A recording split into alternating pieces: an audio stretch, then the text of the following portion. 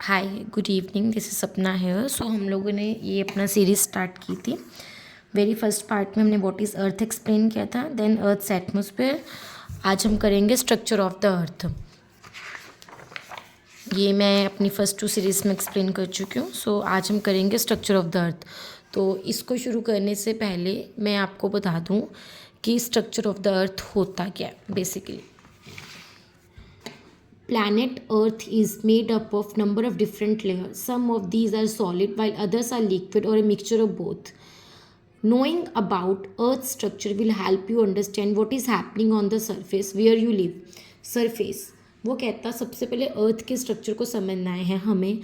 अब अर्थ का स्ट्रक्चर होता है क्या है, जहाँ पे हम लोग रह रहे हैं या जहाँ जिस सरफेस पे हम चलते हैं वो बेसिकली किस चीज़ से बना होता है या वो क्या चीज़ है उसके बारे में जानना बहुत ज़रूरी है। वो कहते हैं इसका नंबर ऑफ़ डिफरेंट लेयर्स होती हैं, कुछ सॉलिड होती हैं तो कुछ लिक्विड होती है, कुछ इन दोनों का क्या होता है मिक्सचर होता है। अब उसी चीज़ को आज हम एक्सप्लेन करेंगे। सो बेसिकली सबसे पहले तो हम इसको एक्सप्लेन करने से पहले इस चीज़ को अंडरस्टैंड करेंगे है क्या। सो ये हमारी बेसिकली क्या होती है, ज़मीन है जहाँ पे हम लोग चलते हैं। जैसे यहाँ पे ट्रीज क्रोज हैं, माउंटेन है, उसके बिल्कुल नीचे हमारे पास क्या होती है, क्रस्ट, जिसको हम लिथोस्फीयर भी बोलते हैं। देन आती है हमारे पास upper mantle then outer core जो कि लिक्विड होती है।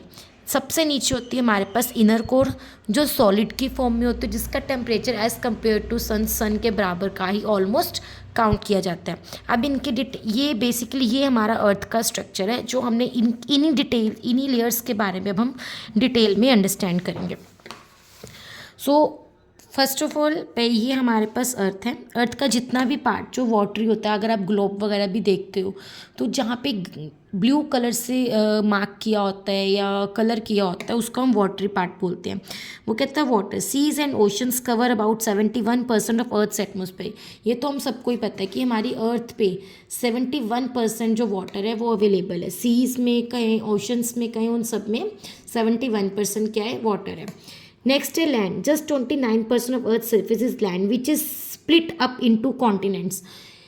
अब उसने क्या बोला, अब जितनी भी बाकी बची लैंड, जैसे जहाँ पे ब्राउन पार्ट है या जो ग्रीन पार्ट है वो हमारी लैंड है। वो कहता है ओनली 29% जो है ना अर्थ का सरफेस सिर्फ लैंड है, जो कि आगे हमारे कॉन्टिनेंट्स में क्या है, डिवाइडेड है।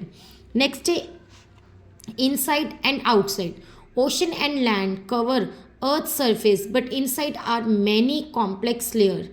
वो कहता है जो ओशन और जो लैंड है वो डिफरेंट डिफरेंट काइंड की लेयर्स के अंदर डिवाइडेड है, बट जो अगर हम अर्थ के अंदर की बात करें तो ये बहुत ज़्यादा डिफरेंट डिफरेंट पार्ट्स में डिवाइडेड है।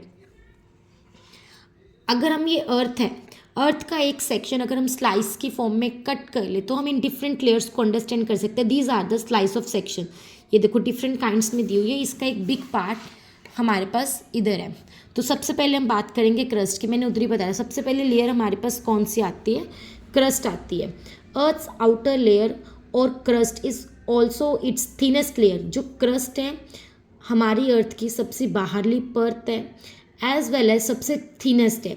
जो ये क्रस्ट है बेसिकली सॉलिड रॉक्स वगैरह से बनी हुई है which can be divided up into continental crust and oceanic crust, जो कि अलग अलग भाग में डिवाइडेड है। ये ओशनिक क्रस्ट भी हो सकती है और कॉन्टिनेंटल क्रस्ट भी हो सकती है। अब ये है क्या, अब इसको अंडरस्टैंड करते हैं। सबसे पहले तो जो हमारा धरती है जिसका जहाँ पे माउंटेन्स वगैरह है वहाँ पे कई बार वोल्केनिक इरप्शन अक्कर होती है sorry, volcanic eruption occurs when liquid rock called magma rises up through cracks in earth's crust।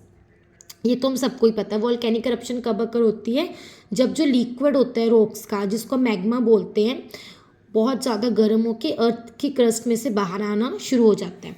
अब हमने यहाँ बात की थी क्रस्ट की जो कि आगे डिवाइडेड है दो पार्ट्स में, कॉन्टिनेंटल क्रस्ट और ओशनिक क्रस्ट। अब कॉन्टिनेंटल क्रस्ट क्या होता है, a mixture of different rocks are found in this layer which forms all of the land found on earth.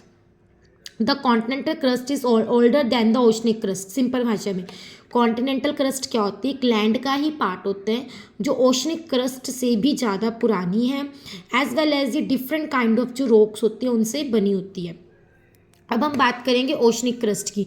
Oceanic crust की बात करने से पहले हम पहले ओशंस के बारे में बात करेंगे। ओशंस क्या होते हैं, all of the earth's major bodies of water lies above the oceanic crust और सी बेड। वो क्या कहता है, जितने भी हमारे ओशन हैं, मतलब सी हैं या ओशंस हैं, वो हमारे ओशनिक क्रस्ट के ऊपर बहते हैं। फॉर एग्जांपल ये हमारी ओशनिक क्रस्ट है सॉरी, ये हमारी ओशनिक क्रस्ट है, ये ऊपर जो पानी नीले कलर का दिखाई दे रहा है वो ओशंस है। अब जितना भी ओशन होता है वो हमारा ओशनिक क्रस्ट के ऊपर क्या करता है, लाई करता है, मतलब उसके ऊपर आता है। अब इसी वाटर के नीचे के हिस्से की बात करेंगे, that is called oceanic crust. This rocks layers under the earth, seas and oceans is constantly changing as tectonic plates move around and liquid rock or magma rises up from the asthenosphere then cools and hardens. Simple भाषा में oceanic crust क्या होती है, basically ये अर्थ की जो सी है, मतलब जो ओशन है उसके नीचे का पार्ट है, ये कभी भी एक स्टेबल फॉर्म में नहीं रहता। हमारी अर्थ की टेक्टोनिक प्लेट्स की वजह से ये मूव करता रहता है, इधर उधर उलझ जाता है, या कई बार जो लिक्विड मैग्मा होता है उसकी वजह से, जब लिक्विड मैग्मा एस्थेनोस्फेयर से बाहर आता है तो उसके कारण भी ये हिल जाता है और फिर बाद में अपने पे ठंडा होकर वहाँ पे हार्ड फॉर्म में कन्वर्ट हो जाता है।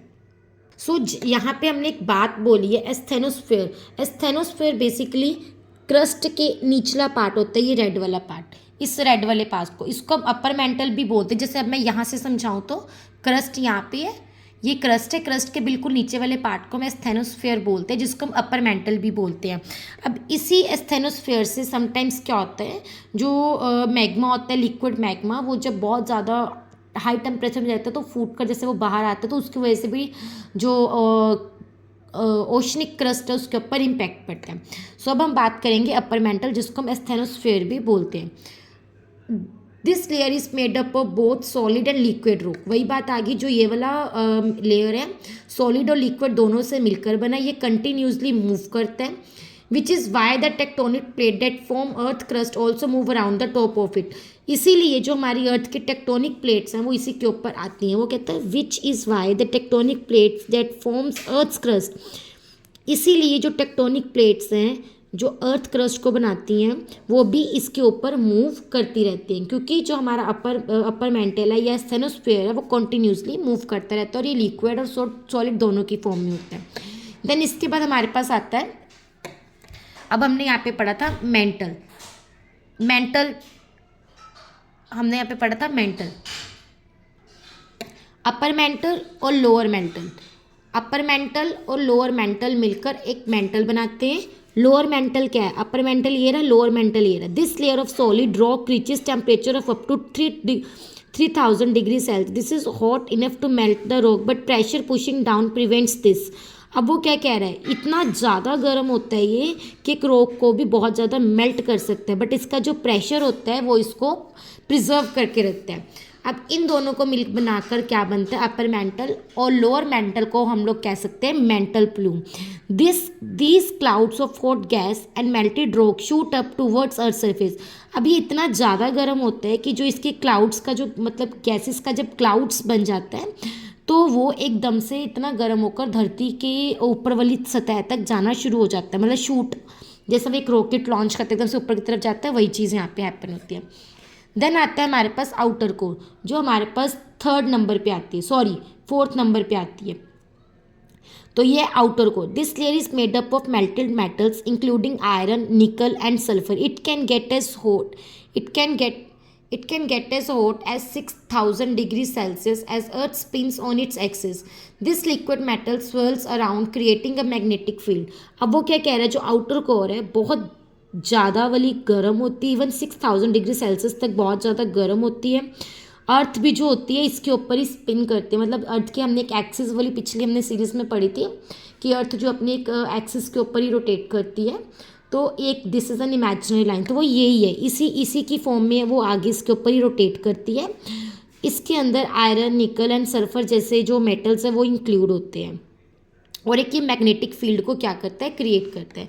सबसे नीचे हमारे पास क्या आता है, इनर कोर, जो it at the centre of the earth is a huge ball. अब ये अर्थ का सेंटर कैसे होगा, ये देखो, ये अर्थ का सेंटर है, बिल्कुल सेंटर, और यहीं पे ये वाली लेयर आती है, यहाँ पे क्रस्ट थी, यहाँ पे हमारे पास मेंटल थी, देन आउटर कोर, देन सबसे नीचे इनर कोर। ये हमारी अर्थ का बिल्कुल क्या है, सेंटर पार्ट है, इसलिए हमने इसको सेंटर पार्ट बोला है। mostly iron, called the inner core. It can reach temperature of up to 55 degrees Celsius, as hot as the sun's surface. ये बेसिकली 5500 डिग्री सेल्सियस तक गर्म हो सकती है, जैसे कि एक सन का जो सरफेस होता है उतना का गर्म होता है, उस लेवल तक का इसका क्या होता है, टेम्परेचर होता है। आज का हमारा ये था अर्थ का स्ट्रक्चर, जो मैंने आप लोगों को बहुत अच्छे से एक्सप्लेन किया। स्टिल अगर आपको डाउट हो, you may ask questions. Thank you.